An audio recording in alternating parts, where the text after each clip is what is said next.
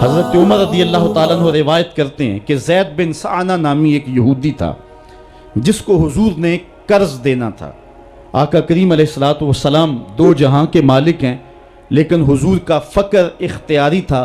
آقا کریم علیہ السلام کے گھر میں بسا اوقات کتنے دن چولہا نہیں جلا کرتا تھا۔ حضور ادھار لے کر کے لوگوں کی مصیبتوں کو بھی دور کرتے، اور گھر کا چولہا بھی بعض اوقات ادھار لے کے گرم کرنا پڑتا۔ اعلیٰ حضرت فرماتے ہیں مال کے کونین ہیں گو پاس کچھ رکھتے نہیں، دو جہاں کی نعمتیں ہیں ان کے خالی ہاتھ میں۔ تو کہتے ہیں کہ ایک دن حضور علیہ السلام کی خدمت میں ایک شخص حاضر ہوا جس کا نام زید بن سعانہ ہے اور یہودی ہے، اور اس نے حضور علیہ السلام سے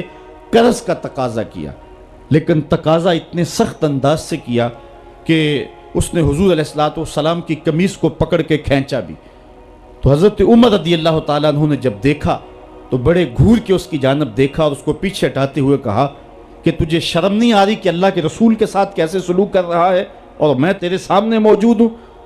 تو حضرت نبی رحمت صلی اللہ علیہ وسلم نے حضرت عمر کو کہا، عمر مجھے تجھ سے اس بات کی توقع نہیں تھی۔ ذرا غور کیجئے حضور علیہ السلام کی اس سیرت کے انداز کو۔ ایک شخص آ رہا ہے اور حضور سے سختی کر رہا ہے، ابھی حضور کو قرض لٹانے کی جو تاریخ ہے اس میں بھی 4 دن باقی رہتے ہیں، اور وہ ناجائز سختی کر رہا ہے۔ حضرت عمر رضی اللہ تعالیٰ عنہ نے جب اس کو گھورا اور سختی کی تو حضور علیہ السلام نے فرمایا، عمر مجھے تیرے سے اس بات کی توقع نہیں تھی، تمہارا کام تو یہ تھا کہ مجھے حسن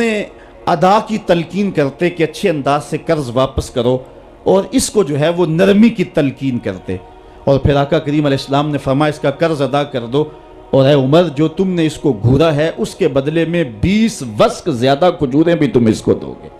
تو زید بن سعانہ نے جب حضور علیہ السلام کی اس سیرت اور اس کردار کو دیکھا، اور حضرت عمر رضی اللہ تعالیٰ عنہ 20 وسق اس کو کھجوریں دے رہے تھے، تو اس نے حضرت عمر کو بتایا کہ میں یہودی ہوں اور میں نے تورات کے اندر نبی آخر الزماں کی شان اور عظمتوں کے بیان کو پڑھا ہے، یہ بات ابھی رہ گئی تھی، باقی ساری نشانیاں میں نے حضور میں دیکھ لی تھی، اب یہ نشانی رہ گئی تھی، آج میں نے یہ بھی دیکھ لی۔ اور پھر وہ حضور کی خدمت میں حاضر ہو کر اسلام کے دائرے میں داخل ہو کر حضور کا عبدی غلام بن۔ حضرت معاذ بن جبل رضی اللہ تعالیٰ عنہ فرماتے ہیں کہ ایک دن حضور گلی سے گزر رہے تھے اور میں ایک جانور کی کھال اتار رہا تھا، اور مجھے کھال اتارنے کا طریقہ نہیں تھا، مجبوراً مجھے کھال اتارنا پڑی۔ تو حضور گزرے تو مجھے دیکھا کہ معاذ بن جبل کو کھال اتارنا نہیں آ رہی، تو حضور رک گئے اور آقا کریم نے فرمایا، معاذ ٹھہرو ذرا میں تمہیں بتاتا ہوں کہ بکری کی کھال کیسے اتاری جاتی۔ اور آقا کریم آگے بڑھے اور حضور نے خود جو ہے وہ کھال اتاری، اور پھر مجھے فرمایا، معاذ ایسے کھال اتارا کرتے ہیں۔ آج ہم اپنے بڑے پن کو اور اپنی عظمت کو اس انداز سے لوگوں کے سامنے رکھنا چاہتے ہیں کہ ہم جو ہے وہ ٹشو کا ایک ٹکڑا بھی نہیں پکڑ سکتے، اور وہ بھی پکڑانے کے لیے ہمارے پاس ایک خادم موجود ہوتا ہے۔ لیکن آقا کریم علیہ السلام کی زندگی اور حضور علیہ السلام کی سیرت کی سادگی کا حسن اور جمال یہ ہے کہ حضور اپنے کپڑوں کو خود مرمت کر لیتے ہیں اور اپنے دیگر کام خود کرتے ہیں اور بطیب خاطر کرتے ہیں، اور اس میں کوئی چیز اپنے لیے شرمندگی کی محسوس نہیں کرتے ہیں۔ حضرت حسن رضی اللہ تعالی عنہ حضور علیہ السلام کے نواسے بھی ہیں، اور آقا کریم علیہ السلام کی صحابیت کا شرف بھی پایا ہے۔ کہتے ہیں کہ کانا یجلس علی الارض، حضور علیہ السلام کی سیرت یہ ہے کہ حضور زمین پہ بیٹھ جاتے تھے، زمین پر بیٹھنے میں حضور شرمندگی محسوس نہیں کیا کرتے تھے، اس کو اپنے سٹیٹس کے خلاف نہیں سمجھا کرتے تھے، زمین کے اوپر حضور بیٹھ جایا کرتے تھے، اور فرماتے ہیں وَيَطْعَمُ، اور زمین کے اوپر بیٹھ کر کے حضور علیہ السلام کھانا تناول فرمایا کرتے تھے۔ حضور کی عادت یہ تھی کہ آقا کریم جب بھی کھانا کھاتے تو حضور جھک کر کے کھانا کھاتے۔ فرماتے ہیں کہ میرے پاس ایک فرشتہ آیا جو کعبۃ اللہ کے صحن میں کھڑا تھا، اور اس کی کمر کعبۃ اللہ کی چھت کے برابر تھی، اتنا اس کا قد تھا، اور اس نے مجھے کہا کہ آپ اگر چاہیں تو آپ کو نبی اور بادشاہ بنا دیتے ہیں، اور آپ اگر چاہیں تو آپ کو عبد اور نبی بناتے ہیں۔ تو فرماتے ہیں کہ میں نے جبریل کو دیکھا اور جبریل مجھے اشارے سے تواضع کا حکم دے رہے ہیں، تو میں نے عرض کی کہ میں نبی اور عبد بننا چاہتا ہوں۔ تو جب یہ بات حضور نے کہی تو فرمایا عائشہ اگر میں نبی اور بادشاہ بنتا تو یہ جتنے بھی پہاڑ ہیں یہ سونا بن کے میرے ساتھ چلتے، لیکن میں نے اس بات کو اختیار نہیں کیا۔ اور اس کے بعد حضور علیہ السلام جب بھی کبھی کھانا کھاتے تو حضور جھک کر کے کھاتے، جس طرح مالک کی دہلیز سے خیرات ملتی ہے اور کوئی خادم اس کو جو ہے وہ شکرانے کے طور پہ جو ہے وہ انتہائی عجز کے ساتھ کھاتا ہے، ساری زندگی حضور نے کھاتے اور پیتے ہوئے تکیہ نہیں لگایا،